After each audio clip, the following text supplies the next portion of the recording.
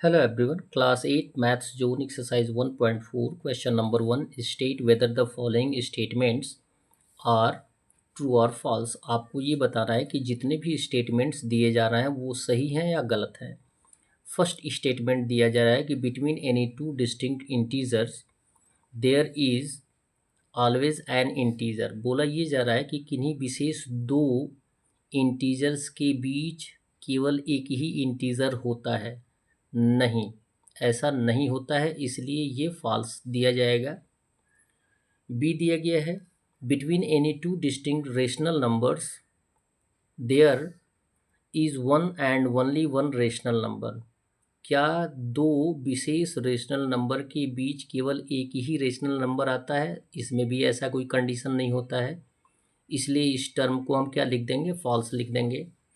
सी दिया गया है between any two distinct rational numbers there are infinitely many rational numbers. यदि विशेष दो रेशनल नंबर्स के बीच अनंत रेशनल नंबर्स आते हैं, हाँ, यस, इसलिए ये स्टेटमेंट्स क्या हो जाएगा? ट्रू। अब समझने की बात है, किन्हीं दो rational numbers, natural numbers, whole numbers, integers के बीच जो है वो असंख्य रेशनल नंबर आते हैं। यानी जो आपके बुक में आंसर शीट में जो आंसर दिया रहेगा सिर्फ और सिर्फ वही सही नहीं हो सकता है, और भी आ सकते हैं। केवल आपका फॉर्मेट सही होना चाहिए, फार्मूला सही होना चाहिए।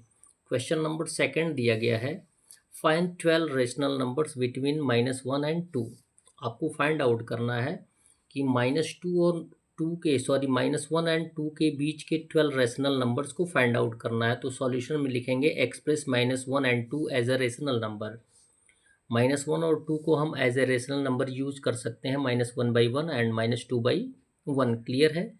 यानी वन डेनोमिनेटर मानकर हम किसी भी इंटीजर्स को रेशनल नंबर में एक्सप्रेस कर सकते हैं। देन क्या करेंगे, हमें 12 फाइंड आउट करना है, तो एक बढ़ा के लिखेंगे।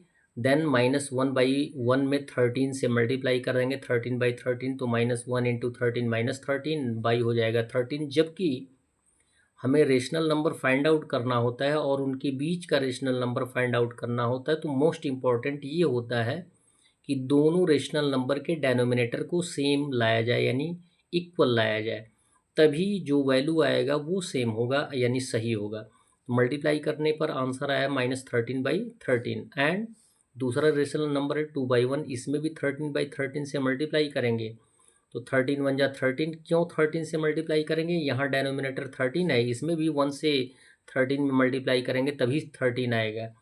13 2 जा 26/13। ये दो रेशनल नंबर हमारे पास हैं जो कि इक्विवेलेंट वैल्यू के हैं। किसके? -1 और 2 के वैल्यू के इक्वल हैं। कैसे हैं? 13 से 13 कट जाएगा तो 1 आएगा, -1 हो गया। और 13 से 26 काट देंगे तो रिड्यूस कर देंगे तो कितना वैल्यू आ जाएगा? 2 आ जाएगा। बात आ रही समझ में? ये इक्विवेलेंट वैल्यूज़ हैं। अब इनके बीच -13 और 26 के बीच यदि डेनोमिनेटर इक्वल आ गया तो हम किसको काउंट करते हैं?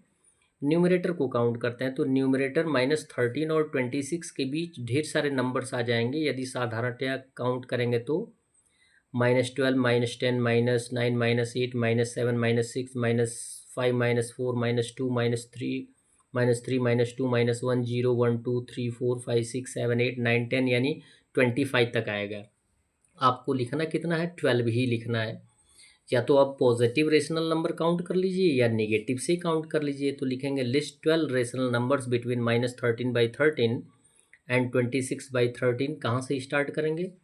यहाँ पर कितना आया? 13/13 है, इसको हमें काउंट तो नहीं करना है फिलहाल, इसको हमने लिख लिया है -12/13 -11/13 -10/13 -9/13 -8/13 -7/13 -6/13 -5/13 -4/13 -3/13 एंड -2/13। यदि आप इनको काउंट नहीं कर सकते हैं तो एक और रेशनल नंबर लिख सकते हैं। लिखेंगे are 12 rational numbers between -1 and 2। That's all. Video को लाइक करें और चैनल को सब्सक्राइब करें। धन्यवाद। और आपको बताते चलें कि आपके इस चैनल पे ग्रामर के बेसिक जानकारियाँ भी मिलती हैं।